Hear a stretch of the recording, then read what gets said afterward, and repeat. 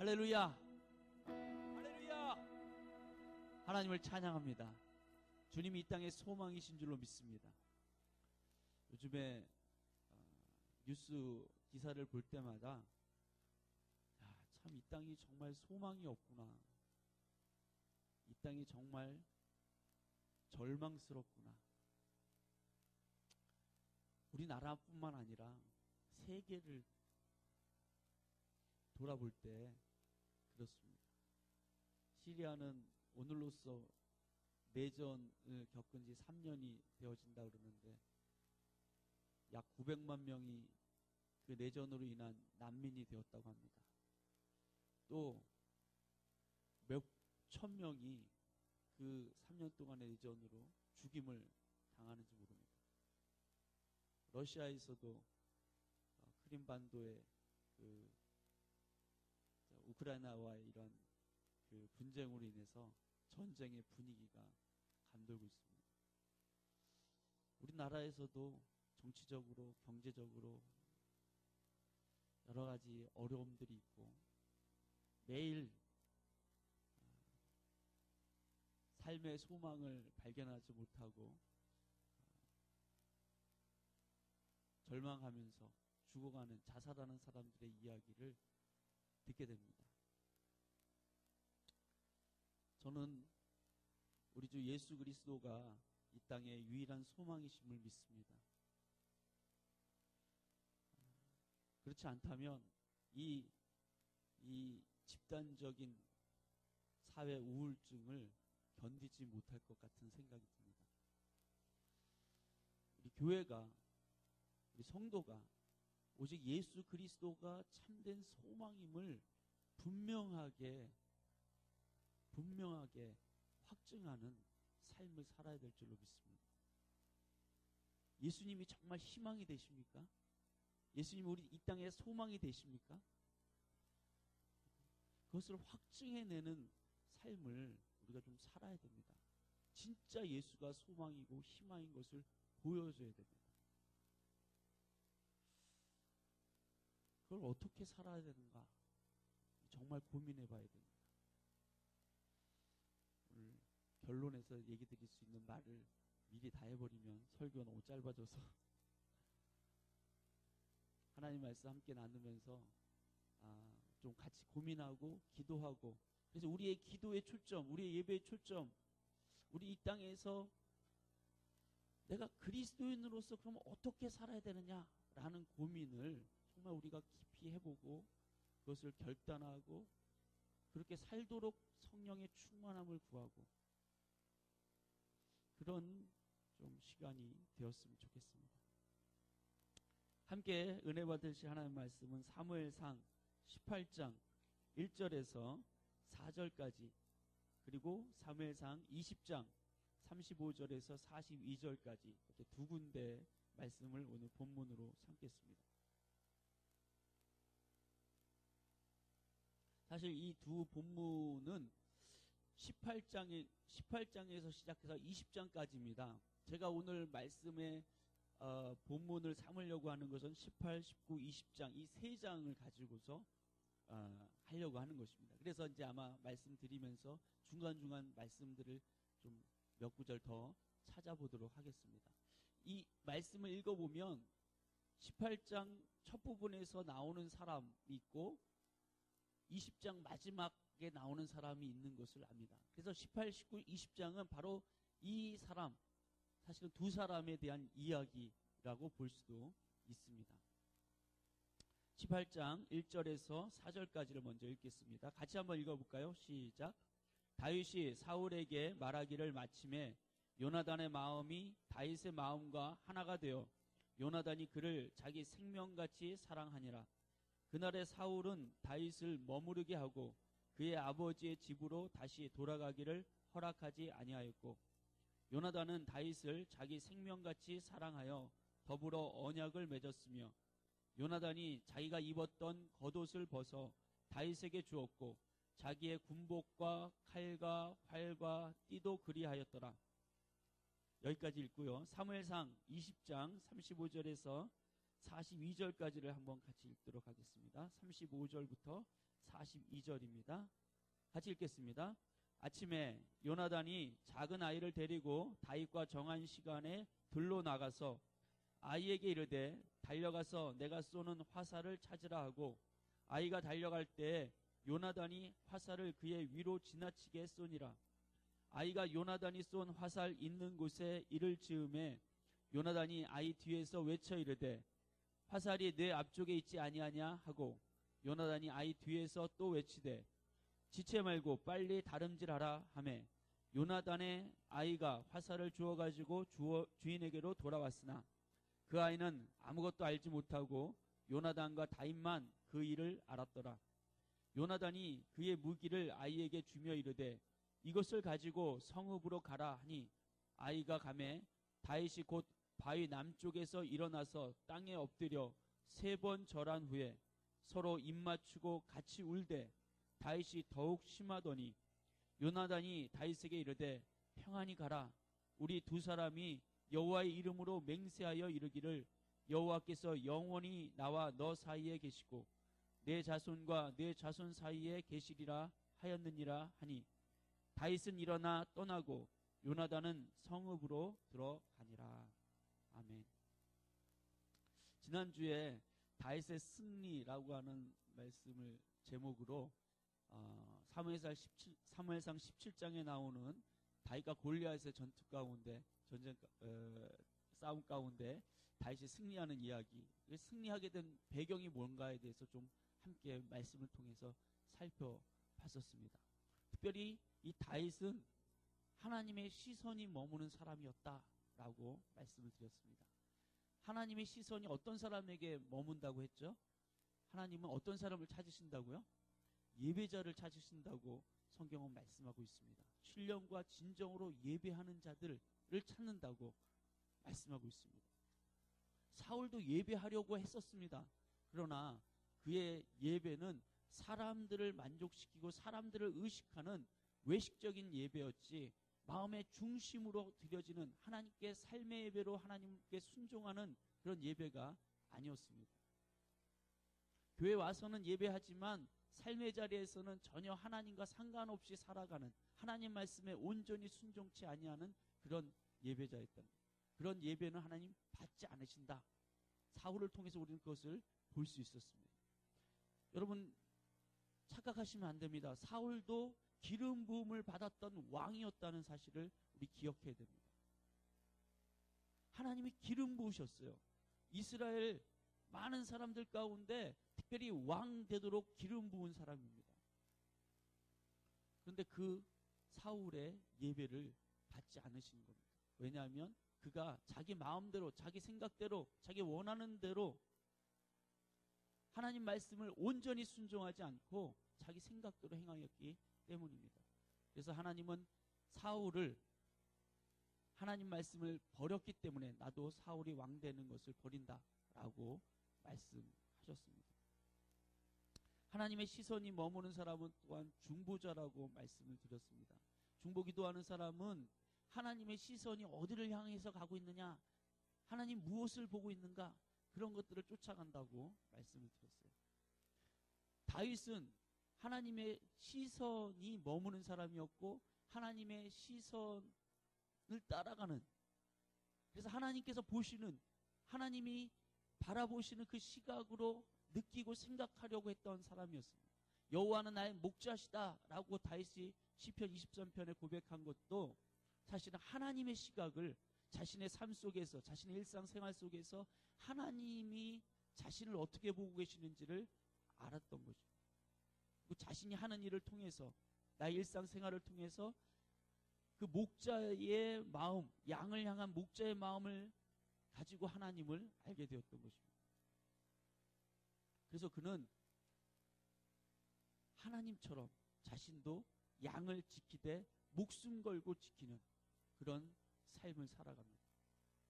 그렇게 살았던 삶의 연습이 있었기 때문에 매일의 일상의 생활이 하나님을 경외하는 가운데 하나님의 마음의 시각으로 세상을, 사물을, 영혼을, 자기 하는 일을 그 하나님의 시각으로 볼 줄 알았기 때문에 거기서 단련되어진 영적인 근육으로 영적 물맷돌로 골리앗이라고 하는 거인을 쓰러뜨릴 수 있었다라고 말씀드렸습니다. 매일의 일상의 삶 속에서 하나님과 동행하는 삶, 하나님을 경외하고 하나님의 말씀에 순종하면서 하나님의 시각 속에서, 시선 속에서 자기의 삶을 해석해내는 삶의 모습이 있지 않으면 그냥 병약한 그리스도인, 껍데기만, 왕복만 입고 있는 사울과 같은 무기력한 그리스도인이 될 수 있다는 사실을 지난번에 한번 생각해 봤습니다. 어쨌든 이 다윗의 승리의 요건이 하나님의 시선이 머무는 사람이었고, 그러니까 하나님께 진실한 예배자였고 중보자였다라고 말씀드렸습니다. 그리고 일상에서의 매일의 삶 속에서 하나님을 경외하는 가운데 훈련된 사람, 자신의 삶 가운데 작은 전쟁들에서 하나님을 경외함 속에서 승리해왔던 사람이라는 사실을 말씀드렸습니다. 그는 하나님의 세상 방법으로 싸우려고 하지 않고, 사울이 주는 군장 옷을 입고 싸우지 않고 하나님의 방법으로 싸우려고 했던 사람이라고 말씀드렸습니다. 우리의 씨름은 그래서 혈과 육에 있는 것이 아니라 하나님의 전신갑주를 입고 말씀의 검을 들고 기도하며 싸우는 싸움이다라고 말씀을 드렸습니다. 그리고 하나님께서는 지금도 하나님의 마음을 품고 세상에서 변화의 바람을, 부흥의 바람을 일으킬 다윗과 같은 사람들이 필요하다라는 말씀을 지난 시간에 드렸습니다. 이것이 다윗이 17장에서 승리했던 이야기들입니다. 그런데 오늘 18장, 함께 읽었던 18장 1절에 다윗이 사울 왕 앞에 와서 말하기를 마치는 순간에 누가 등장하냐면 요나단이 등장합니다. 요나단의 마음이 다윗의 마음과 하나가 되어 요나단이 그를 자기 생명같이 사랑하니라 라고 얘기합니다. 요나단이 남자인데 다윗이 용맹스럽게 하나님을 신뢰하면서 그분을 의지하는 가운데 골리앗과 싸워 승리하는 모습을 보고서, 그리고 그 다윗이 골리앗 앞에서 외쳤던 그 이야기들을 들으면서 마음이 다윗에게 빼앗기게 됩니다. 그를 자기 생명같이 사랑했다고 얘기합니다. 그래서 3절에 보니까 요나단은 다윗을 자기 생명같이 사랑하여 더불어 언약을 맺습니다. 아마 의형제를 맺는 것 같습니다. 나중에 그 언약의 내용을 다시 20장에서 보게 되어지는데, 어쨌든 다윗과 언약을 맺고 또 요나단이 자기가 입었던 겉옷을 벗어서 다윗에게 주고 자기의 군복, 칼, 활, 띠도 다윗에게 다 줍니다. 옷이라는 것은 그 사람의 신분을 상징하는 것인데 왕자의 옷을 다 그에게 줍니다. 그것은 다윗이 이제 목동에서 골리앗과 싸워 승리한 사람으로 군대의 전쟁터 한가운데 있기 때문에 군복도 없고 아무 칼도 없고 아무것도 없어서 요나단이 그렇게 준 것이기도 하지만, 사실은 자신을, 신분을, 자기 자신을 다 비워서 다윗에게 준 것과 같습니다. 그렇게 해석할 수 있는 이유는 18장, 19장, 20장에서 다윗에게 행하는 요나단의 모습을 볼 때 확인할 수가 있습니다. 다윗은 골리앗과의 싸움에서 승리한 후에 하나님으로부터 선물을 하나 받았다고 생각됩니다. 그 선물은 요나단이라고 하는 절친 친구를 만난 것입니다. 자기 생명도 아까워하지 않을 정도로 아까워하지 않고 주는 친구를 만난 것입니다.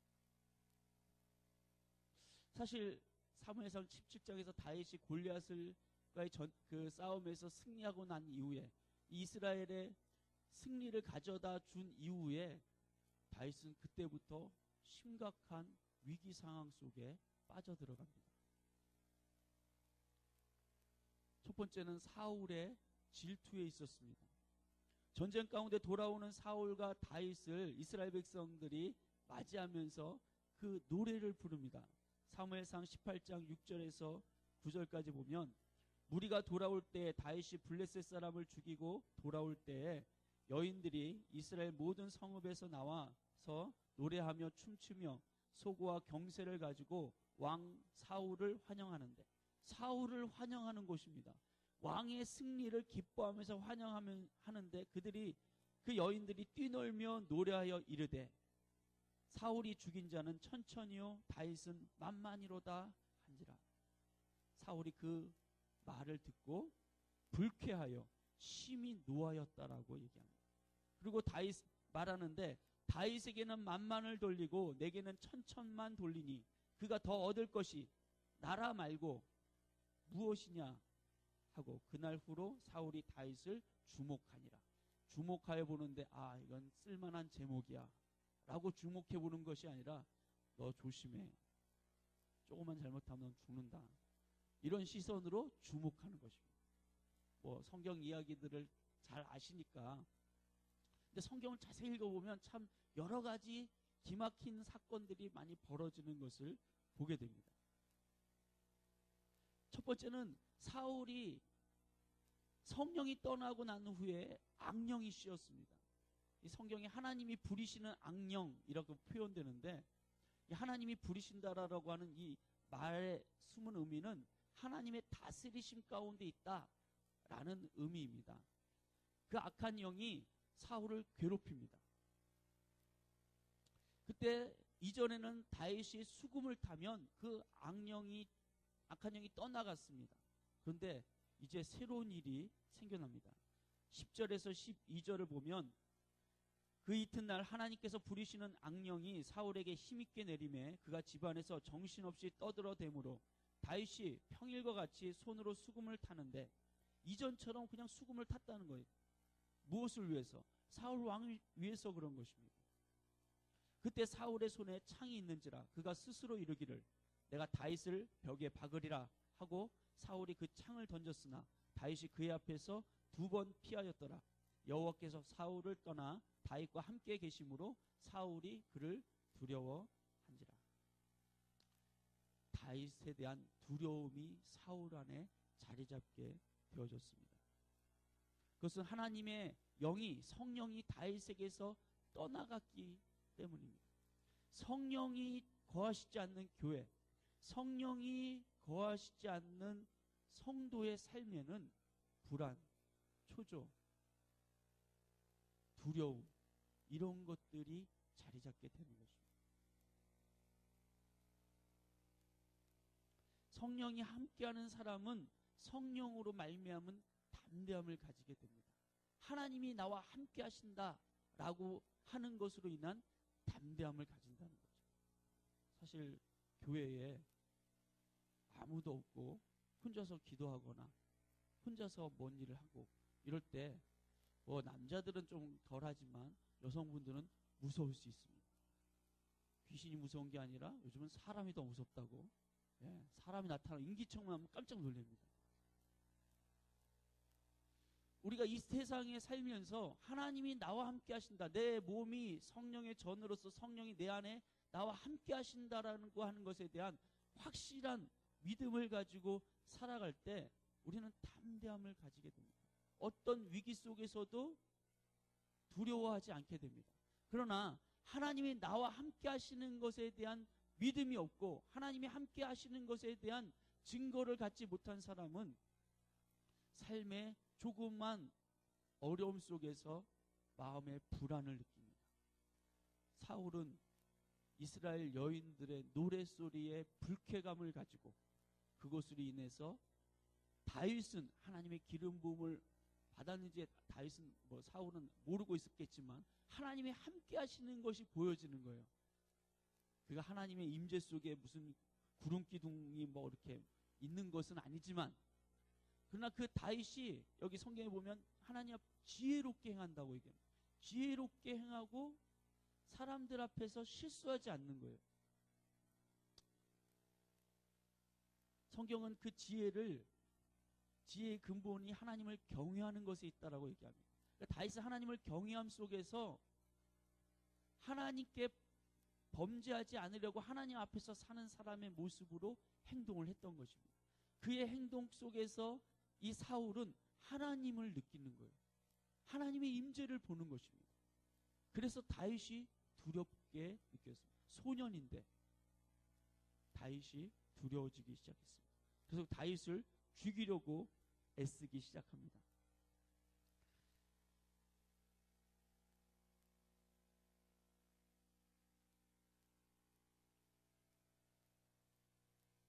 사울은 다윗을 죽이는 것에 악령에 의한 충동질뿐만 아니라 불순한 자신의 의도 속에 계획적으로 살인을 하기로 계획하기 시작합니다. 18장 22절에 보니까 사울이 그의 신하들에게 명령하되 너희는 다윗에게 비밀히 말하여 이르기를 보라 왕이 너를 기뻐하시고 모든 신하도 너를 사랑하나니 그런즉 내가 왕의 사위가 되는 것이 가하니라 하라. 다윗을 왕이 사위 삼으려고 한다 라고 하는 말을 신하들을 통해서 흘려보냅니다. 25절에 보니까 사울이 이르되 너희는 다윗에게 이같이 말하기를 왕이 아무것도 원하지 아니하고 다만 왕의 원수의 보복으로 블레셋 사람들의 포피 100개를 원하신다 하라 하였으니 이는 사울의 생각에 다윗을 블레셋 사람들의 손에 죽게 하리라 함이라. 사울이 계략을 짰는데 일단 다윗의 마음에 왕이 너를 왕의 사위로 삼을 거야. 왕의 측근으로 고위층으로 너를 뽑아가려고 한다. 그런데 왕이 사위를 삼으려고 하는 사람에게는 그가 블레셋 사람들을 싸워 이겨서 그의 포피를, 그 포피는 남자 생식기에 이게 표피를 얘기합니다. 그 할례 받고 난 껍데기 그런 것을 의미하는데 어쨌든 그러니까 100명의 사람들을 잡아서 죽이고 포피를 그걸 가져오면은 그 사람을 사위 삼겠다 이렇게 얘기했다는 거죠. 마침 미갈이라고 하는 사울의 딸이 다윗을 사랑합니다. 다윗이 이것을 좋게 여겨서 자기 부하들과 함께 전쟁터로 가서 블레셋 사람과 싸우는데 100명이 아니라 200명을 죽여서 200명의 포피를 가져와서 사울 왕이 딴소리 못하도록 그렇게 내놓습니다. 결국 그래서 미갈과 결혼을 하게 되어집니다. 사울의 계략이 실패한 것이죠. 사무엘상 19장에서도 사울은 의도적으로 다윗을 죽이려고 계획을 짭니다. 19장 8절에 전쟁이 다시 있으므로 다윗이 나가서 블레셋 사람들과 싸워 그들을 크게 쳐 죽이매 그들이 그 앞에서 도망하니라. 사울이 손에 단창을 가지고 그의 집에 앉았을 때 여호와께서 부리시는 악령이 사울에게 접하였으므로 다윗이 손으로 수금을 탈 때 똑같은 일이 계속 반복되는 거죠. 다윗은 자신에게 한번 그런 위협이 있었음에도 불구하고 자신에게 맡겨진 책무에 최선을 다하는 것을 보게 됩니다. 그렇게 하고 있을 때에 10절에 보니까 사울이 단창으로 다윗을 벽에 박으려 하였으나 그는 사울의 앞을 피하고 사울의 창은 벽에 박힌지라 다윗이 그 밤에 도피하매. 이렇게 해서 끝나는 것이 아니라 11절에 보니까 사울이 전령들을 암살단을 보내서 다윗의 집에 보내서 그를 지키다가 아침에 그를 죽이게 하려 한지라. 다윗의 아내 미갈이 다윗에게 말하여 이르되 당신이 이 밤에 당신의 생명을 구하지 아니하면 내일에는 죽임을 당하리라 하고 미갈이 다윗을 창에서 달아내림에 그가 피하여 도망하니라. 17절에 사울이 미갈에게 이르되 너는 어찌하여 이처럼 나를 속여 내 대적을 놓아 피하게 하였느냐. 이같이 미갈이 사울에게 대답하되 그가 내게 이르기를 나를 놓아 가게 하라. 어찌하여 나로 너를 죽이게 하겠느냐 하더이다 하리라. 미갈이 꾀를 내서 창문으로 몰래 도망가게 하고 사람 모양의 우상을 이렇게 침대에 눕혀놓고 머리에는 토끼털로 이렇게 머리처럼 해놓고 이렇게 사람들이 이 다윗이 아파서 지금 침대에 누워있다라고 얘기하고 사람들을 돌려보냈거든요. 사울이 그 전령들 그 암살단에게 가서 침상째 끌고 오라고 그렇게 얘기했을 때 가서 보니까 침상에 다윗이 없는 것입니다. 그래서 이제 사울이 와가지고 미가를 막 책망하는 거죠. 네가 왜 내 대적이 도망가도록 내버려뒀느냐. 그러니까 사울은 악령에 의해서만 다윗을 죽이려고 했던 것이 아니라 사울 안에 품어있던 그 질투와 시기, 미움의 마음 가운데 의도적으로, 계획적으로 이 다윗을 죽이려고 하는 것입니다. 18장, 19장, 20장의 내용들이 이 왕궁 안에서 일어나는 다윗의 위기, 다윗의 생명을 노리는 이 사울 왕에 대한 이야기가 계속 되어집니다. 근데 그 가운데 아까 우리가 18장 1절에서 읽었고 또 20장 끝부분에서 읽었지만 다윗과 함께 한 사람이 더 등장합니다. 누구죠? 예? 요나단입니다. 요나단이 다윗을 사랑했다라고 얘기합니다. 그러면서 요나단이 다윗을 피하도록 다윗의 생명을 구하는 도움의 손길로 그렇게 행하는 것을 보게 됩니다. 사무엘상 19장 1절에서 7절까지 보면 이런 이야기가 나옵니다. 다윗을 요나단이 사울 앞에서 변호하는 이야기입니다. 19장 1절에서 7절까지 같이 한번 읽어볼까요? 한 절씩 교독하여 한번 읽도록 하겠습니다. 시작. 사울이 그의 아들 요나단과 그의 모든 신하에게 다윗을 죽이라 말하였더니 사울의 아들 요나단이 다윗을 심히 좋아하므로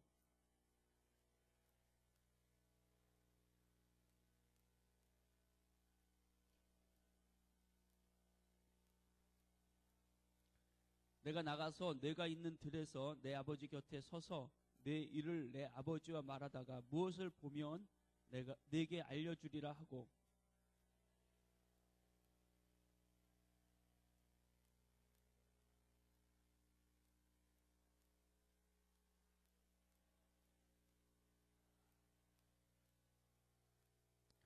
그가 자기 생명을 아끼지 아니하고 블레셋 사람을 죽였고 여호와께서는 온 이스라엘을 위하여 큰 구원을 이루셨으므로 왕이 이를 보고 기뻐하셨거늘 어찌 까닭 없이 다윗을 죽여 무죄한 피를 흘려 범죄하려 하시나이까.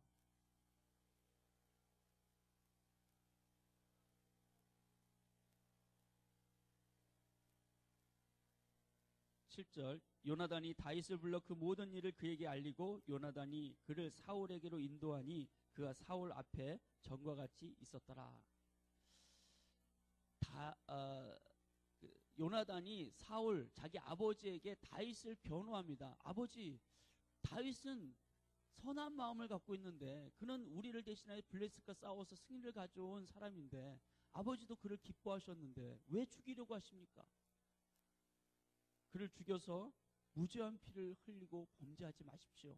그렇게 다윗을 변호하면서 아버지 앞에 직언을 합니다. 사울은 요나단의 말을 듣고 하나님의 이름을 걸고 맹세합니다. 그를 죽이지 않겠다. 그러나 그의 맹세는 곧 번복이 되는 것을 보게 됩니다.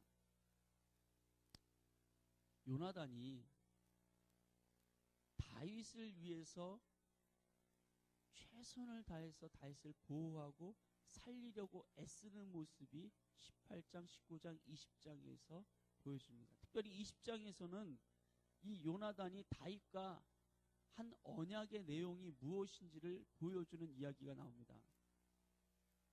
사무엘상 20장 12절에서 17절에 요나단이 다윗에게 이르되 이스라엘의 하나님 여호와께서 증언하시거니와 내가 내일이나 모레 이맘때에 내 아버지를 살펴서 너 다윗에게 대한 의향이 선하면 내가 사람을 보내어 내게 알리지 않겠느냐.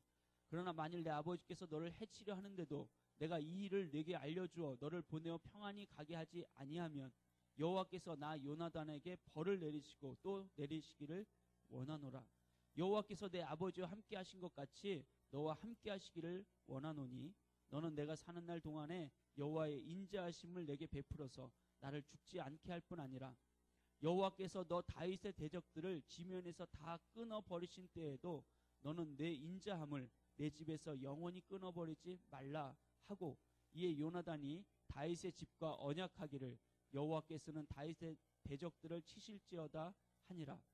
다윗에 대한 요나단의 사랑이 그를 다시 맹세하게 하였으니 이는 자기 생명을 사랑한 것 같이 그를 사랑함이었더라. 요나단은 사실은 이 이스라엘의 왕자입니다. 지금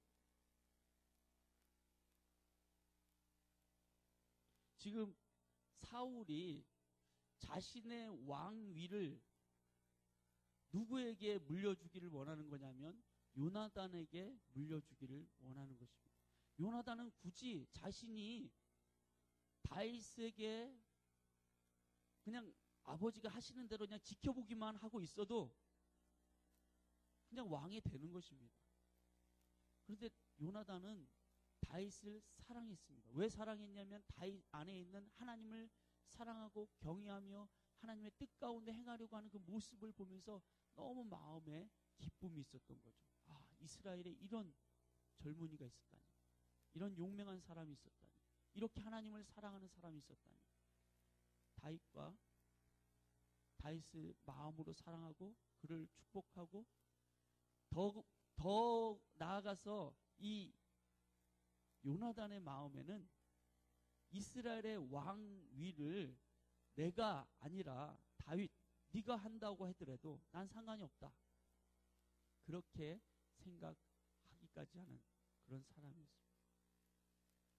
자신이 충분히 누릴 수 있는 권한, 권리, 이것들을 다윗을 위해서 포기하고 뿐만 아니라 20장에는 이런 내용도 있습니다. 다윗을 계속해서 변호하다가 이제는 아버지 사울로부터 창으로 찔림 받을 뻔, 그 죽을 뻔한 위기를 겪게 됩니다. 자신의 목숨을 내어놓을 만큼 자신의 친구인 다윗을 사랑했던 것입니다. 아버지가 행하는 것이 불의한 것이기 때문에 그 불의함 속에서 내 친구 다윗을 지키는데 자신의 목숨을 걸고 자신의 신분을 걸게 됩니다. 자신의 생명같이 사랑했다고 얘기합니다. 그리고 다윗과 언약을 맺습니다. 내가 죽으면 네가 내 집안 가문에 책임을 져주고 네가 만약에 죽으면 내가 너의 자손들을 책임져 주자.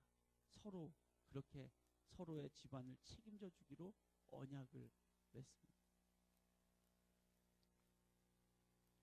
요나단이 사실은 이렇게 할 이유가 아무것도 없는 사람임에도 불구하고 그는 다윗을 통해서 하나님이 행하시는 것을 보면서 다윗이 하나님께 쓰임을 받고 하나님께로부터 인정받고 행하는 것을 보면서 다윗이 왕이 되어도 좋다라고 생각하고 다윗을 더 높여주는 그런 모습을 보게 됩니다. 사실 우리 가운데 이렇게 행하는 것이 쉽지 않습니다. 우리는 대개는 육체의 죄성을 가지고서 사촌이 땅을 사면 뭐가 아프죠? 배가 아프기 시작해요. 머리도 아파요? 복잡해서. 남이 잘 되면 왜 쟤만 잘 되지? 나는 왜 이래? 라고 생각을 하게 됩니다. 교회 안에서도 어느 한 교회가 부흥이 되어지면 저 교회는 왜 이렇게 배가 아파? 뭐 그렇지는 않지만 어쨌든 우리가 살면서 요나단과 같이 그렇게 행하기보다는 사실은 내가 더 나은 자리에 올라서기를, 내가 더 인정받기를, 내가 더 남들 앞에 뛰어난 사람으로 왕의 자리로 올라서기를 그렇게 바라는 마음이 우리 안에 있습니다. 그러나 요나단은 누가 왕이 되든지 상관없는 겁니다. 다윗, 네가 나보다 낫다. 너 보니까 하나님이 너와 함께 하시는 것 같아. 사실 요나단도 하나님이 함께 하셔서 전쟁에서 승리했던 경험들이 있었습니다. 그럼에도 불구하고 요나단은 다윗을 사랑해서 그를 높여주고자 하는 것입니다. 제가 새벽에 이 말씀을 묵상하다가 우리 가정 안에서 부부간의 관계가 이런 것이 되어야 되는 거 아닌가, 그런 얘기를 잠깐 드렸습니다. 부부지간에 서로가 서로를 높여서 나보다 당신이,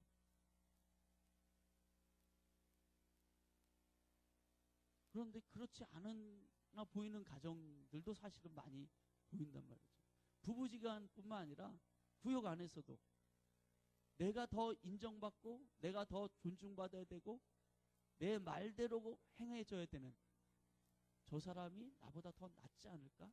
저 사람을 더 높이고 그 사람이 세워지는데 내가 좀 썩어지는 미랄처럼 되려고 하는 그런 생각을 우리는 잘 갖지 않는다는 거죠. 거기서 세상은 교회 안에 세상과 다를 것이 전혀 없어 보이는, 세상 사람들도 그렇잖아요. 세 사람이 이렇게 얘기하고 있으면 이 사람이 화장실을 가면 이 사람 화장실 간 사람에 대한 얘기를 이렇게 하지 않습니까? 걔는 말이야 하면서 막 얘기를 합니다. 그러면 이제 그 사람이 돌아와서 내가 이제 화장실 가야 될 차례인데 가지를 못하는 거죠. 왜 그렇습니까? 얘가 분명히 내 얘기 또 할 텐데. 이런 게 세상 구조란 말이죠. 그런데 교회 안에서도 은근히 그런 구조가 깔려 있다면,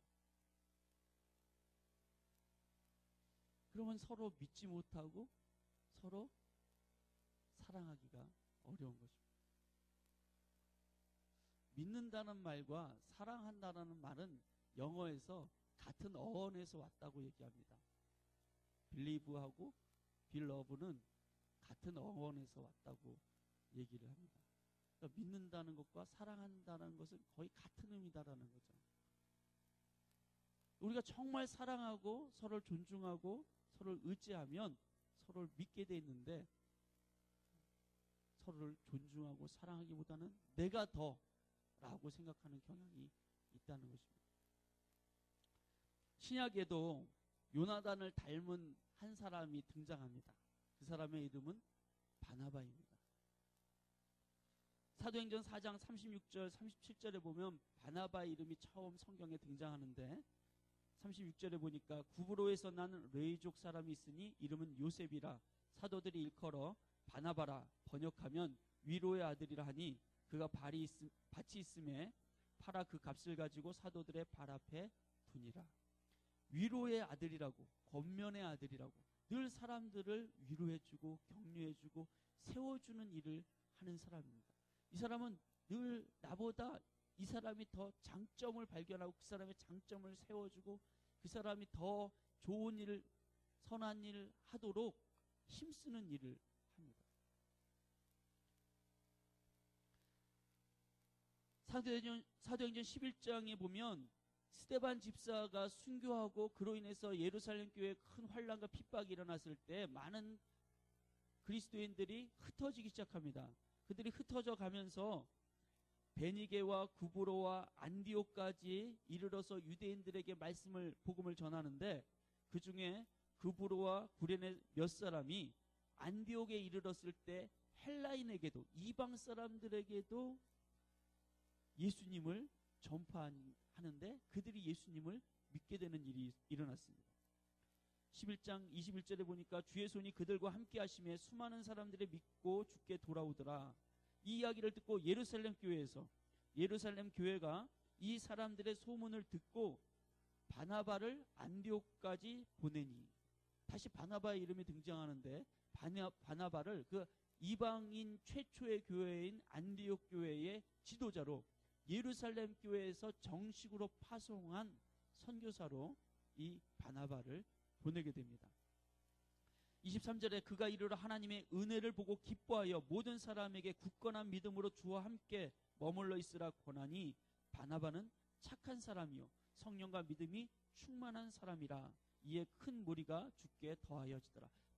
바나바가 안디옥 교회의 담임 목사로 부임하고 난 후에 안디옥 교회는 더 많은 부흥이 일어나기 시작했다고 얘기합니다. 그런데 그 바나바가 11장 바로 25절 26절에 바나바가 사울을 찾으러 다소에 가서, 다소라고 하는 지역에 사울이 살고 있었습니다. 그 사울을 찾으러 다소에 가서 만남에 안디옥에 데리고 와서 둘이 교회에 1년간 모여 있어 큰 무리를 가르쳤고, 제자들이 안디옥에서 비로소 그리스도인이라 일컬음을 받게 되었더라. 바나바가 사울을 찾아와서 그를 안디옥 교회에 함께 동역하는 동역자로 세우기 시작합니다. 사실 이 사울은 사도행전 9장에서 엄청난 사건을 경험한 사람입니다. 잘 아시는 것처럼 사울은 예수님을 믿는 제자들을 잡아다가 옥에 가두거나 그들을 죽이는 일에 앞장섰던, 교회와 성도들에게는 치를 떨게 한 무서운 사람이었습니다. 그런데 그가 사도행전 9장에서 다메섹에 가는 그 길에서 예수님을 만난 것입니다.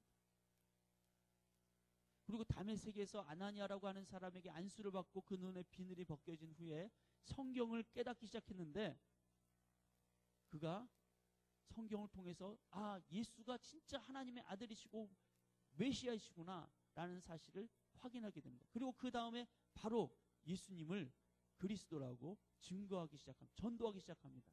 그래서 이 다메섹에 있는 유대인들이 깜짝 놀라고, 더 나아가서는 이 사울을 죽여야겠다, 이 사울이 변절자다라고 하는 이야기들이 나오기 시작합니다. 사도행전 9장 18절에서 21절. 즉시 사울의 눈에서 비늘 같은 것이 벗어져 다시 보게 된지라. 일어나 세례를 받고 음식을 먹으며 강건하여 지니라. 사울이 다메섹에 있는 제자들과 함께 며칠 있을새 즉시로 각 회당에서 예수가 하나님의 아들이심을 전파하니 듣는 사람이 다 놀라 말하되, 이 사람이 예루살렘에서 이 이름을 부르는 사람을 멸하려던 자가 아니냐, 여기 온 것도 그들을 결박하여 대제사장들에게 끌어가고자 함이 아니냐 하더라. 사울의 소문은 이제 교회들에게 전해지게 했습니다. 우리를 잡아 죽이려고 했던 그 사울이라고 하는 청년이 부활하신 예수님 만나고 변화가 되었다. 그가 예수님을 만나고 전도자가 되었다라고 하는 놀라운 소식이 전해지기 시작합니다. 사울이 예루살렘에 와서 예루살렘 교회의 사도들을 만나고 싶어 합니다. 9장 26절에 보니까 사울이 예루살렘에 가서 제자들을 사귀고자 하나 다 두려워하여 그가 제자됨을 믿지 아니하니. 당연하죠. 얼마 전까지, 며칠 전까지만 해도 예수 믿는 사람들을 잡아 가두던 일에 앞장섰던 그 사울을, 이게 혹시 스파이 아니야? 그냥 믿는 척하면서 일망타진시키려고 그러는 거 아니야? 만나지를 못하는 겁니다. 또 어떤 사람에게는 이 사울에 의해서 죽임당한 사람이 자기의 아버지거나 자기 친척이거나 자기의 사랑하는 어떤 사람일 수 있었습니다. 그러니 사울이 예수를 믿고 변화되었다라고 하더라도 그를 머리에서는 예수 믿고 구원받은 하나님의 백성, 우리는 예수의 피로 나는 한 형제 자매지 라고 머릿속에서는 정리가 되어더라도 마음에서는, 감정적으로는 안 받아들여집니다. 힘든 거예요. 그렇지 않겠습니까? 아무리 예수를 믿고 변화됐다고 하더라도, 그 사람이 와서 나에게 용서를 구한다고 하더라도 그 사람만 보면 내 죽은 스데반 생각이 안 나겠습니까? 그런데 바로 그때 27절에 보면 바나바가 데리고 사도들에게 가서 그가 길에서 어떻게 주를 보았는지와 주께서 그에게 말씀하신 일과 다메섹에서 그가 어떻게 예수의 이름으로 담대히 말하였는지를 전하니라. 누가요? 바나바가 그 일을 합니다. 바나바는 이런 사람이었습니다. 원수 같았던 사울이라 할지라도 그가 회심하고 변화되었을 때는 그를 품고서 그를 예루살렘 교회의 지도자들에게 소개하고 그가 예루살렘 교회로부터 인정받는 사람으로서 복음을 증거할 수 있도록 그렇게 길을 열어준 것입니다. 사울이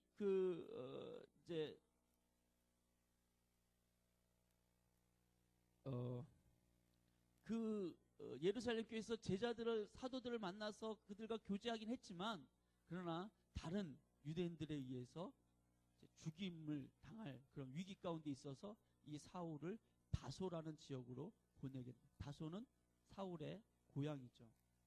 그 고향 지역에서 살고 있는 그 사울을 이제 안디옥 교회로 파송되어져 온 바나바가 파송되어져 온 이후에 즉시로 그 사울을 찾아와서 데리고 와서 자기와 함께 안디옥 교회를 담당하게 한 것입니다.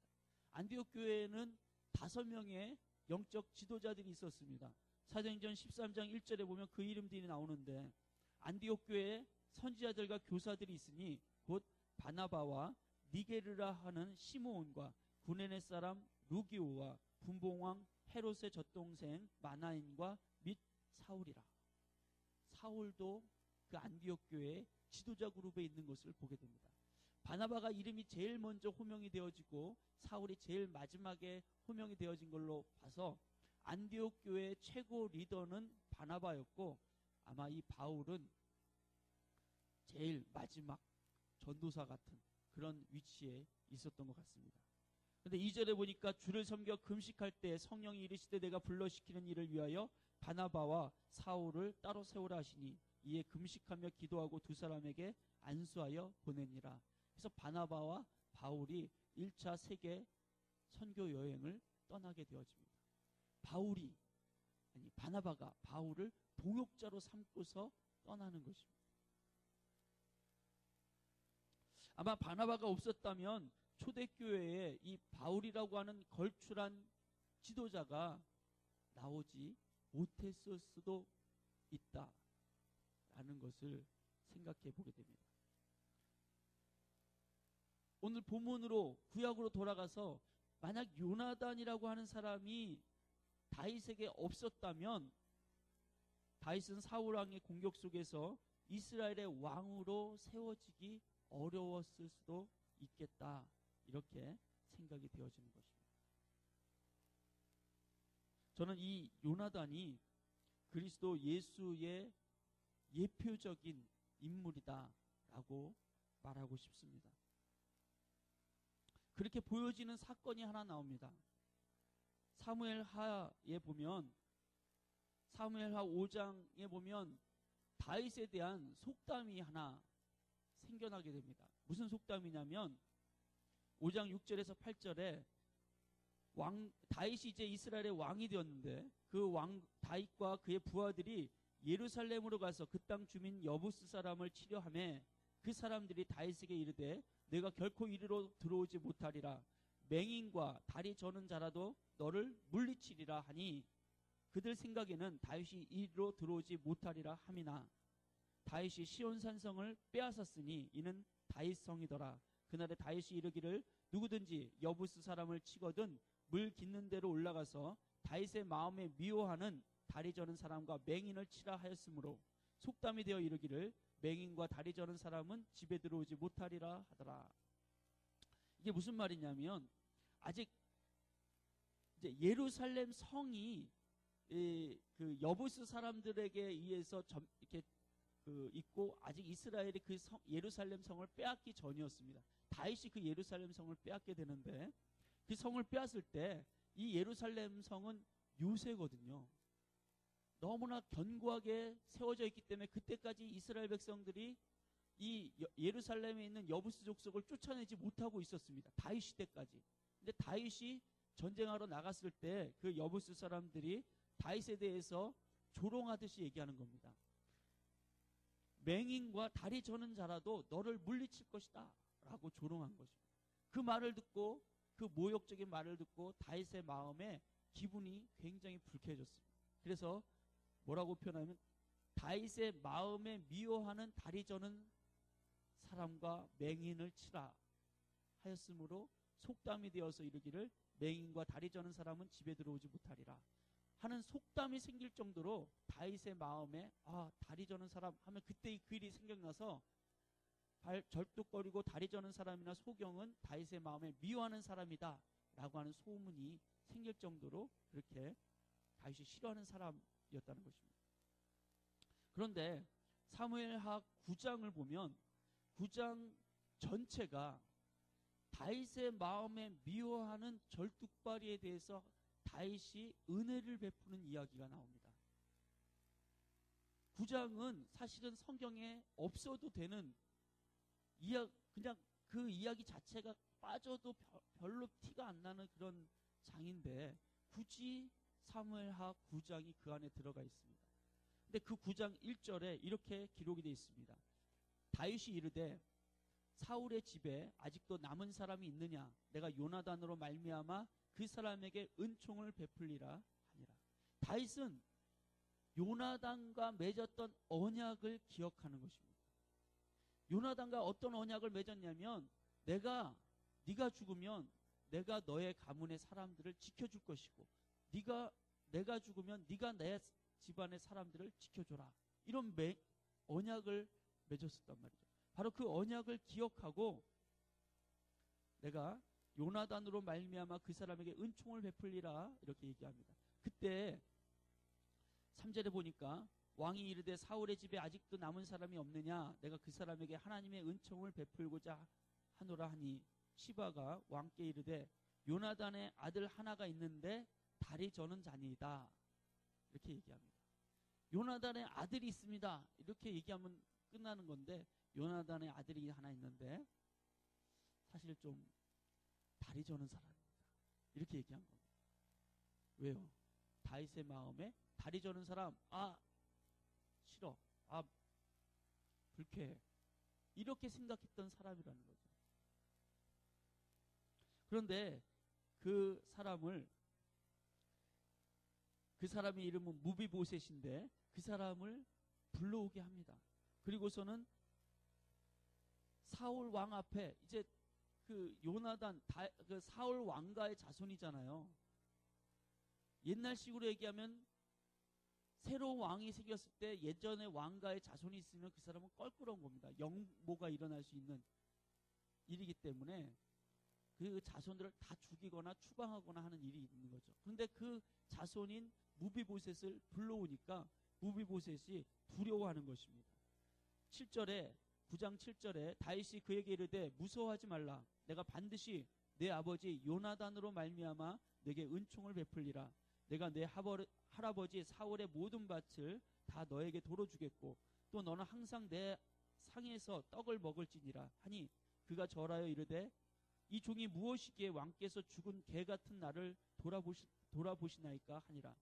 왕이 사울의 시종 시바를 불러 그에게 이르되 사울과 그의 온 집에 속한 것은 내가 다 너의 주인의 아들에게 주었노니 너와 내 아들들과 내 종들은 그를 위하여 땅을 갈고 거두어 내 주인의 아들에게 양식을 대주어 먹게 하라. 그러나 내 주인의 아들 무비보셋은 항상 내 상에서 떡을 먹으리라 하니라. 시바는 아들이 15명이요 종이 20명이 있다. 시바라고 하는 자신의 신하를 이 무비보셋에게 주는 것입니다. 무비보셋의 종으로 그 신하로 주는 것입니다. 11절에 시바가 이렇게 얘기합니다. 시바가 좀 욕 같은가요? 누가 시바 하는 사람이 있던데. 어쨌든 시바가 왕께 아뢰되 내 주 왕께서 모든 일을 종에게 명령하신 대로 종이 준행하겠나이다 하니라. 무비보셋은 왕자 중 하나처럼 왕의 상에서 먹으니라. 13절에 이렇게 사무엘하 9장이 끝납니다. 무비보셋이 항상 왕의 상에서 먹음으로 예루살렘에 사니라. 그는 두 발을 다 절더라. 굳이 무비보셋이 두 발을 다 절었다라고 하는 얘기를 굳이 하고 있는 거예요. 왜 합니까? 그 사람은 다윗에 미워하는 사람입니다. 절뚝발이는 다윗이 미워하는 사람이란 거예요. 그럼에도 불구하고 지금 다윗의 상에 들어와서 왕자들과 함께 똑같은 대우를 받으면서 식사를 하는 그런 은혜를 왕으로부터 무비보셋이 받는 것입니다. 왜요? 다윗이 누구 때문에 지금 이 일을 하는 것이죠?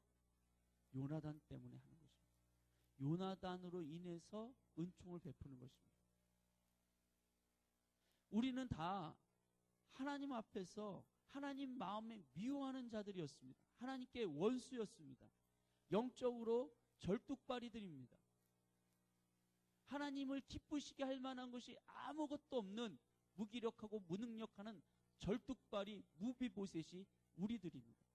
그러나 예수 그리스도께서 십자가에서 행하신 그 일로 인해서 하나님은 우리를 하나님 왕의 식탁 가운데 불러주시는 거예요. 왕의 식탁 가운데 앉아있는 그 마음에 미워하는 절뚝발이 무비보셋을 다윗 왕이 보면서, 무비보셋을 보면서 누구를 생각했을까요? 요나단을 생각하는 것입니다. 내 사랑하는 친구, 나를 위해서 목숨까지도 걸었던 그 친구, 나는 그 친구와 약속을 했지. 내 마음에 얼마나 미워하든지 상관없이 나는 그를 내 식탁에 초대하겠다. 요나단 때문에 우리가 그와 같은 은총을 입은 사람들입니다. 우리가 구원의 식탁 가운데, 하나님의 왕의 식탁 가운데 들어갈 수 있는 이유는 우리를 위하여 죽으신 예수 그리스도, 그분이 행하신 그 일들 때문에, 십자가로 말미암아 맺은 언약 때문에 우리가 하나님의 왕의 식탁 가운데 넉넉히 들어갈 수 있는 줄로 믿습니다. 우리는 스스로를 절뚝발이로 생각할 수 있습니다. 우리는 스스로를 무기력한 사람으로 생각할 수 있습니다. 우리는 스스로를 무비보셋이 이야기한 것처럼 개 같은, 개라고, 우리도 개 같은, 뭐 이렇게 얘기하면 욕인데, 이스라엘 사람들도 개라고 하는 것은, 그것은 이렇게 좋은 소리가 아닙니다. 근데 자기를 그렇게 취급한, 개로서 취급을 한 거예요. 그럼에도 불구하고 그 무비보셋에게 다윗은 은혜를 베풉니다. 요나단과 맺은 언약을 기억하면서 요나단을 인하여서 은총을 베푸는 것입니다. 요나단, 무비보셋을 보면서 다윗은 요나단의 얼굴을 떠올렸을 것입니다. 우리도 하나님의 임재 가운데 나아가면서 우리가 주일 성수를 했습니다. 금식을 많이 했습니다. 예배에 참석했습니다. 헌금을 많이 했습니다. 우리가 가진 의는 하나님 앞에서 다 누더기와 같다라고 성경은 이야기합니다. 우리가 하나님 앞에 나아갈 때 하나님은 우리를 보시면서 은혜를 베푸시는데, 우리를 보시면서 누구를 떠올리십니까? 십자가에 달리신 예수를 떠올리는 겁니다. 친구를 위하여 목숨까지도 아깝지 않도록 내어주신 예수를 통해서 우리를 보시는 겁니다. 우리가 하나님 앞에 있을 때 하나님은 우리를 보시면서 예수를 보시는 겁니다. 그래서 왕의 식탁에 앉아서 왕자처럼 똑같이 대우를 해주시는 거죠. 그런 점에서 요나단은 그리스도 예수를 예표하고 있는 사람이라는 것을 알게 되어집니다. 우리가 가진 구원이 십자가에 달리신 예수 그리스도, 그분이 행하신 일들 때문에 우리가 누리게 되는 것이라는 것을, 무비보셋이 뭐 한 게 없잖아요. 아니, 오히려 왕의 마음에 미움을 줄 만한 그런 처지, 신분, 절뚝발이였었습니다. 그럼에도 불구하고 다윗은 요나단으로 인하여 무비보셋의 은총을 베풉니다. 하나님도 우리에게 마찬가지입니다. 우리가 십자가를 통과해서 하나님 앞에 나아갈 때 내가 믿었기 때문에 내 믿음을 보시옵소서가 아니라, 하나님은 십자가에 달리신 예수 그리스도를 통해서 내게 구원의 은총을 허락하시는 줄로 믿습니다. 오늘 말씀의 결론을 맺어야 될 것 같습니다. 우리는 이와 같은 은혜를 예수 그리스도를 통해서 얻게 되어졌는데, 그런데 우리가 이 땅 가운데 그럼 어떻게 살아야 하는가 하는 것입니다. 우리는 그렇게 구원을 받고 하나님 백성이 되었기 때문에 당당하게 이 땅에서 하나님의 자녀로서 세상을 호령하면서 저런 무식한 개 같은 세상의 인생들 하면서 우리는 그렇게 교만하게 살아가느냐 하는 것입니다. 아니면 세상과 우리는 상관이 없어 라고 생각하면서 살아가느냐 하는 것입니다. 저는 요나단이 또는 바나바가 보여줬던 것은 그리스도 예수를 닮은 모습이었다라고 생각합니다. 왜 바나바가 안디옥에 가서 바울을 안디옥 다소에 있던 그 바울을 안디옥 교회로 불러주고 함께 사역하면서 그때로부터 안디옥 교회에 그리스도인이라는 말이 생겨났는가 생각해 볼 필요가 있습니다. 그리스도인이라는 것은 그리스도를 닮은 사람들이라는 의미라고 우리가 얘기합니다. 그리스도를 닮은 사람들로서 그들이 행동했기 때문이라고 우리가 얘기를 합니다. 구체적으로 그게 뭘까요? 저는 바나바가 사울이라고 하는 청년을 품고서 그를 교회 공동체의 지도자로까지 세우고, 나중에는 바나바는 한 발 뒤로 물러서고 다윗을 더 앞에 세워서 다윗이 초대교회 리더로서 사역할 수 있도록 자리를 내주는 그런 모습들, 마치 요나단처럼 자기는 뒤로 빠지고 다윗을 세워주는 그 모습, 하나님 나라 가운데 들어왔을 때 하나님 나라의 질서는 내가 더 높아지는, 내가 더 앞에 서는 그것이 아니라 나보다 당신이 더 존중되어지고 높임을 받고 당신이 더 나보다 잘하는 것에서 칭찬을 받고 인정을 받을 수 있도록, 그렇게 서로를 세워가는 모습들이 바로 하나님 나라의 모습으로 초대교회 사람들에게 보여줬고, 그렇게 초대교회 사람들 성도들의 모습 가운데서 바로 그 모습 속에서 세상은 마치 사울이 다윗이 지혜롭게 행하는 것을 보면서 하나님이 그와 함께 한다는 것을 알게 됐던 것처럼 세상은 교회 속에, 그리스도인들 속에 하나님이, 예수 그리스도가 살아계심을 보게 되었다는 것입니다. 지금 교회의 위기는, 지금 기독교의 위기는 우리가 그리스도 예수를 선포하고 예수 천당 불신 지옥이라고 외치기는 하지만 교회가, 그리스도인들이 그리스도 예수의 모습을 보여주지 못하고 있다는 것에 교회의 위기가 있는 것입니다. 요나단과 같은 사람이 없는 것, 바나바와 같은 사람이 없는 것입니다. 다 다윗이 되겠다고, 다 바울이 되겠다고 교회마다 그렇게 생각하고 세상에서 으뜸이 되겠다고, 세상에서 높은 곳에 있겠다고, 그게 꼭 나쁜 것은 아니지만, 그러나 요나단이 되려고 하는 사람들, 바나바가 되려고 하는 사람들이 없어 보이는 것입니다. 안 보이는 것이죠. 그리스도를 선포하기는 하지만 그리스도를 닮은 사람들은 안 보이는 것입니다. 교회는 그리스도의 몸이라고 얘기하면서 몸된 교회가 그리스도 예수의 모습으로 세상 가운데 나타나고 있지가 않은 것입니다. 제가 오늘 우연히 들고 읽게 된 책의 서문이, 책의 제목이 그리스도 닮은 그리스도인이라고 하는 생명의 말씀사에서 나온 책이었습니다. 이 책은 무명의 그리스도인이라고 자신의 이름을 밝히지 않은 그리스도인에 의해서 쓰여진 책입니다. 그 책의 서문에 이렇게 얘기합니다. 세계는 기독교를 갈망하고 있다. 그러나 그 세계는 기성교회가 제시하는 기독교에 실망하고 있다. 세계는 그리스도를 갈망하고 있다. 왜냐하면 오직 그분만이 이 땅의 평화를, 그리고 인류에게 번영을 가져다 주실 수 있기 때문이다. 그러므로 문제는 이것이다. 즉 우리가 진정 기쁜 마음으로 자발적으로 그리스도를 닮아가고자 하는가이다. 만일 그리스도를 닮지 아니한 그리스도인들이 사라진다고만 하여도 복음의 승리에 방해가 되는 최대의 장애가 없어질 것이다. 슬픈 이야기죠.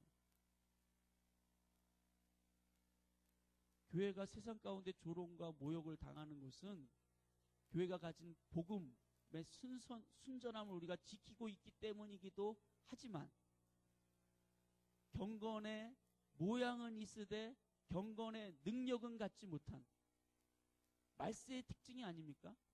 경건의 모양은 뭡니까? 예배하는 겁니다. 찬양하는 겁니다. 교회에 오기를 열심을 내는 거죠. 그러나 경건, 하나님을 닮아 있는 모습, 예수 그리스도로 이 땅 가운데 살아내는 모습은 없는 것입니다. 경건의 능력은 없는 것이죠. 예수님은 십자가를 지시기 직전에 헬라 지역에서 온 어떤 유대인들이 예수님을 만나 뵙고자 했을 때 요한복음 13장에서 이런 말씀하십니다. 13장 23절에서 26절. 예수께서 대답하여 이르시되 인자가 영광을 얻을 때가 왔도다. 내가 진실로 진실로 너희에게 이르노니 한 알의 밀이 땅에 떨어져 죽지 아니하면 한 알 그대로 있고 죽으면 많은 열매를 맺느니라. 자기의 생명을 사랑하는 자는 잃어버릴 것이요 이 세상에서 자기의 생명을 미워하는 자는 영생하도록 보존하리라. 사람이 나를 섬기려면 나를 따르라. 나 있는 곳에 나를 섬기는 자도 거기 있으리니 사람이 나를 섬기면 내 아버지께서 그를 귀히 여기시리라. 한 알의 밀이 땅에 떨어져 썩어야 된다라고 말씀하시는 그 한 알의 밀은 예수 그리스도이셨습니다. 그분이 십자가에서 썩어 죽으심으로 그 예수 그리스도를 통해서 많은 열매인 우리들이 구원을 얻게 된 것입니다. 그러나 여기서 멈춰진다면 기독교는 생명 없는 허울만 있는 종교에 지나지 않습니다. 바로 그렇게 생명을 얻은 우리도 예수 그리스도를 닮은 사람으로서 이 세상 가운데 떨어져 썩는, 떨어져 죽는 한 알의 밀알이 되고자 할 때 예수 그리스도를 닮은 모습을 세상 가운데 보여주게 될 때 바로 그 사람을 통해서 예수님의 생명의 역사는 계속해서 이 땅 가운데 나타나게 되어진다는 것입니다. 우리 마음 가운데 정말 그리스도 예수를 닮고자 하는 갈망이 있는가 점검해 봐야 할 줄로 믿습니다. 바나바와 같이, 요나단과 같이 내가 꼭 세상에서 나를 드러내지 못한다 할지라도, 교회에서 내가 꼭 나를 드러낸다 하지 못한다 할지라도 내가 누군가의 썩어지는 밀알로서 그를 살리고 세우는데 나를 드리고자 하는 마음이 있는가 하는 거예요.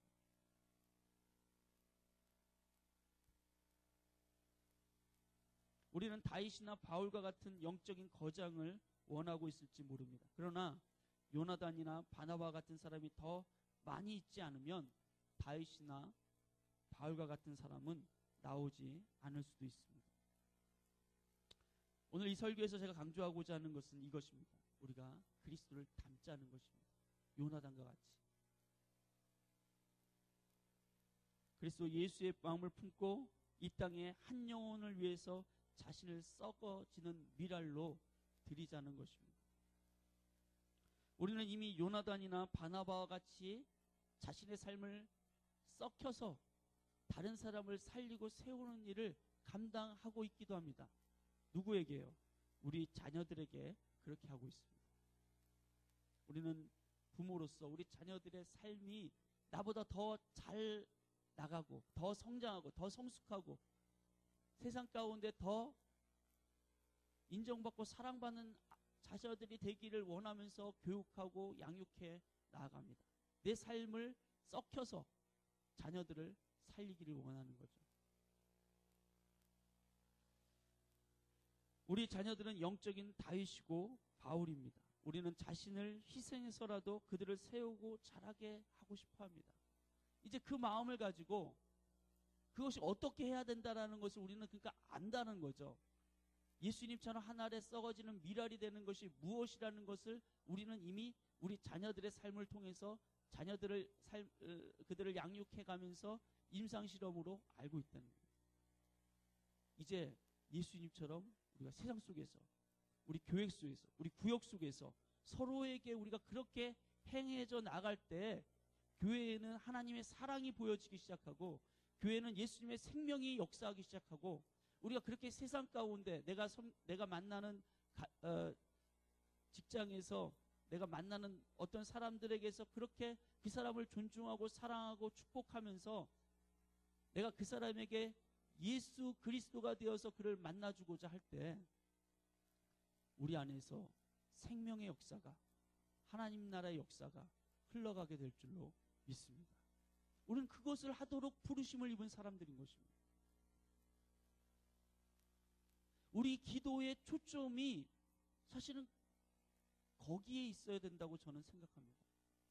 우리가 세상 가운데 예수 그리스도의 사람으로서 온전히 살아내도록, 하나님이 나를 통해서, 내 삶을 통해서 역사하시는 것을 우리 삶 속에서 분명히 나타내도록 하나님 우리를 부르신 것입니다.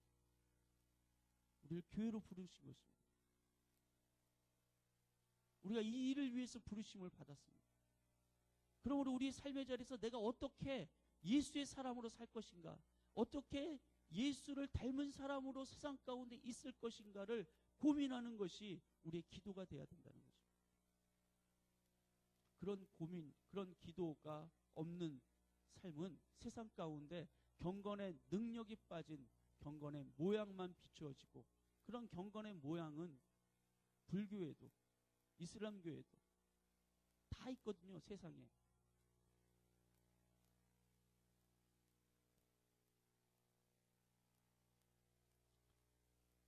저도 사실 이 말씀을 전하면서 마음에 엄청난 부담이 됩니다.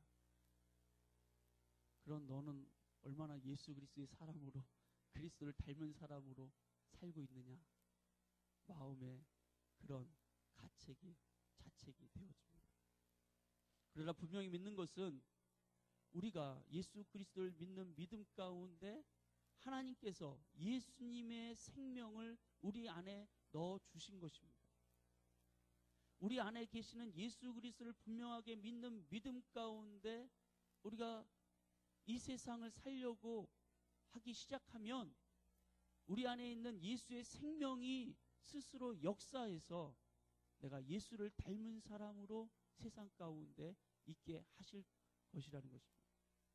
우리가 놓치지 말아야 될 것은 내가 그리스도를 닮은 사람으로, 그리스도 예수의 대행자로서 이 땅 가운데 서 있다라고 하는 사실을 잊지 않으려고 하는 것입니다. 그것을 놓치지 않으려고 하는 것입니다. 그리스도께서 내 안에 사시고 내가 그리스도 안에 사신다라고 하는 것을 놓치지 않으려고 하는 것입니다. 그것이 나의 부르심이고 내가 이 땅 가운데 존재하는 이유인 것을 놓치지 않으려고 하는 것입니다. 날마다 자기를 십자가에 내어놓고 십자가 안에서 부활의 생명 되신 예수가 나를 통해서 내 삶 속에서 일하시도록, 나를 만나는 사람들에게, 그래서 나를 본 사람들이 예수를 만나도록 하는 일에 우리가 전심전력하려고 하는 것입니다. 그것을 놓치지 않으려고 하나님께 발버둥치고 하나님께 그것 때문에 상한 마음이 돼서 기도하고, 그런 사람들이 받는 땅이 선교지가 되면 그 선교지에 예수의 십자가 복음이 나타나기 시작하는 것이고, 우리 가정이면 우리 가정 속에 그 십자가 복음이 나타나기 시작하는 것입니다. 우리가 함께 모여서 기도하고 하나님의 임재 가운데서 간절히 하나님 앞에 요청해야 될 가장 큰 기도의 제목이 있다면 주의 성령이 우리를 사로잡으셔서 우리 안에 충만하게 거하시고 우리의 삶 속에서 하나님 영광의 임재가 삶으로 세상 가운데 나타나게 해달라고 하는 기도를 우리가 놓치지 말아야 될 줄로 믿습니다. 예수님께서 하나님을 좀 보여달라고 하는 그 제자 도마에게 여태까지 내가 너희와 함께 왔는데 나를 보고서도 아버지를 보여달라고 하느냐, 이렇게 말씀하셨습니다. 세상은 여전히 교회 성도에게 하나님을 좀 보여줘봐 라고 말합니다. 우리가 그들 가운데서 당당하게 이렇게 얘기할 수 있을까요? 나를 본 자는 하나님을 보았도다. 우리가 그렇게 말할 수 있는 삶을 살게 되기를 예수님의 이름으로 축원합니다. 기도하겠습니다. 하나님, 오늘 다윗의 삶 속에 빠질 수 없는 인물 요나단이 있었음을 봅니다. 요나단이 자신의 생명을 걸고 다윗을 지키고 보호하고 또 다윗과 언약하는 것을 보게 되어집니다. 다윗이 나중에 왕위에 올랐을 때 그 요나단으로 인해서 요나단의 아들인 무비보셋에게 은총을 베푸는 것을 보게 됩니다. 요나단은 예수님의 예표적인 인물이었습니다. 그런 인물이 신약교회의 초대교회의 수많은 사람들, 그 중에 바나바와 같은 그런 수많은 사람들이 그렇게 사역하면서 걸출한 베드로, 바울과 같은 영적 지도자들이 일어설 수 있었습니다. 주님, 제가 누군가에게 썩어지는 미랄로서 사역을 할 수 있게 하여 주옵소서. 내 이름이 드러나지 않더라도, 내가 사람들에게 알려지지 않더라도, 내가 세상 가운데 우리가 알려지지 않더라도 하나님을 사랑하고 경외하며 하나님 말씀에 순종하고자 하는 삶 가운데 주 예수를 닮은 사람으로 썩어지는 하나의 미랄이 되는 저와 우리 모든 성도님들 되어서 무너져가고 있는 교회들, 기독교, 이 세상 가운데 진짜 예수 믿는 사람들이 있구나, 진짜 예수의 사람이 있구나, 진짜 예수님을 닮은 사람이 있구나, 그런 이야기가 바로 우리 공동체에서, 바로 우리들을 통해서, 바로 저를 통해서 나올 수 있도록 은혜를 허락하여 주시옵소서. 주님께서 오늘 이 저녁에 우리의 갈망하는 마음 속에 찾아오셔서 우리가 예수의 사람으로 일어설 수 있도록 성령의 충만함을 허락하여 주시옵소서. 주님께서 오늘 이 저녁에 우리의 기도와 간구를 들어 응답하실 줄 믿사옵고 살아계신 우리 주 예수님의 이름으로 기도합니다. 아멘. 우리 말씀을 생각하면서 함께 기도하겠습니다. 주님, 내가 이 땅 가운데 예수의 사람으로 설기를 원합니다. 예수 닮은 사람이 되기를 원합니다. 내 안에 예수 생명이 역사하는 사람으로 서기를 원합니다. 누군가에게 내가 썩어지는 미랄이 되기를 원합니다. 주여 나를 사용하여 주시옵소서. 우리 주님의 이름 한번 부르고 기도하겠습니다. 주여